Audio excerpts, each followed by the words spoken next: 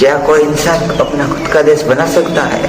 क्या कोई इंसान भारत छोड़कर दूसरे देश जाकर वो गुरु से गॉड बन सकता है? क्या संयुक्त राष्ट्र जैसी बड़ी संस्था भी इसे मान्यता दे सकती है? गाइस, ये कोई फिल्म की कहानी नहीं है, ये एक हकीकत है। ये कहानी है नित्यानंद की, इसी आदमी की जिसने कैलाश नाम का अपना खुद का देश बना लिया।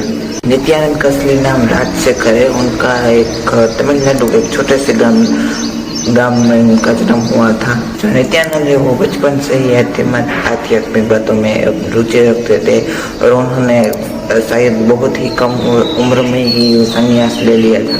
धीरे धीरे उन्होंने प्रवचन देना स्टार्ट कर दिया और उसमें सबको आकर्षित कर दिया और फिर भारत और विदेशों में भी उनके आश्रम भी थे। लोग हैं वो इन्हें जीवित शिव मानने लगे और फिर लेके साल 2010 में एक वीडियो वायरल हुआ जिसने सबको चौंका दिया।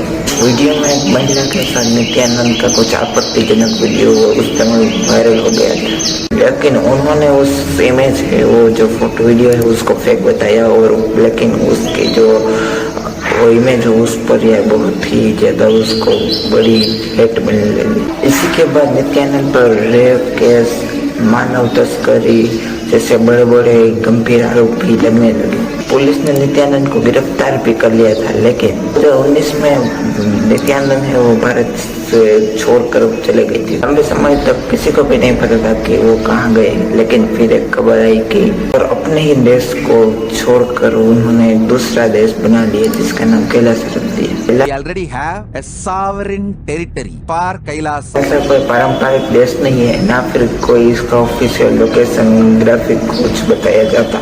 ये एक द्वीप है जो दक्षिण अमेरिका के पास है।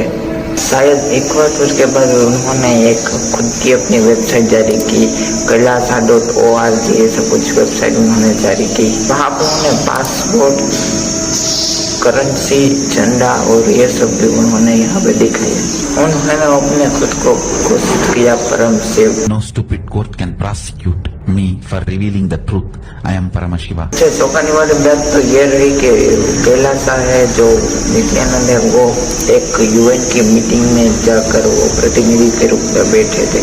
Kailasa is the first sovereign state for Hindus, which is established by the Supreme Pontiff of Hinduism, Nityananda Paramashivam. The Supreme Pontiff of Hinduism and Kailasa have gone through intense persecution and human rights violation for reviving the indigenous traditions and lifestyle of Hinduism.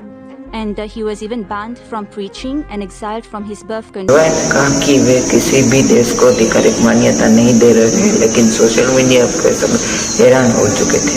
कई लोगों ने पूछा कि क्या कोई व्यक्ति अपना देश बना सकता है। और बात करते हैं इसकी सच्चाई की, क्या इसमें सच्चाई है या फिर कुछ उन्होंने बात हो रही है। कैलासा वास्तविक में एक माइक्रोनेशन है। पानी एक देश जिसने अंतर्राष्ट्रीय किसी भी देश को भी इसमें मान्यता नहीं दी है। ऐसे हजारों देश दुनिया में मौजूद है, जैसे कि लाइबरलैंड, सीलैंड। कैलासा सामने से आया क्योंकि उसके पीछे भगोरे बाबा का हाथ है। कहा जाता है कि नित्यानंद है वो अपने भारत में चल रहे केस के कारण वो अपने देश में से भाग गए थे और सुरक्षा के कारण उन्होंने अपना एक खुद का देश बनाया जिसका नाम रख दिया कैलासा, जो कैलाश डूंगर है ना वो शिव जी का, उसके नाम पर से रख दिया कैलाश। इसका कहना यह है कि यहाँ ये देश मैंने हिंदू के रक्षा के लिए बनाया है और यहाँ कोई भी संत या वो हिंदू आ सकता है। बढ़ते और बात करते हैं अब क्या हो रहा है उस देश में, क्या हो रहा है अभी के टाइम पे। कैलासा की जो वेबसाइट है उस पर अभी डोनेशन मांगा जा रहा है। वहाँ पे सिटीजनशिप अलाइन करने का ऑप्शन भी है। इसमें कैलासा है वो डेडिकेट बनकर अपने देशों का समझौता करने अभी जा रहा है। लेकिन भारत ने भी नित्यानंद को अभी भी वो एक अपराधी घोषित कर रखा है। अगर आपको ये वीडियो रोचक लगी हो तो वीडियो को लाइक करें और कमेंट में जरूर बताना कि आपको कैलासा या फिर इसी के बारे में, नित्यानंद के बारे में कुछ भी पता था कि नहीं।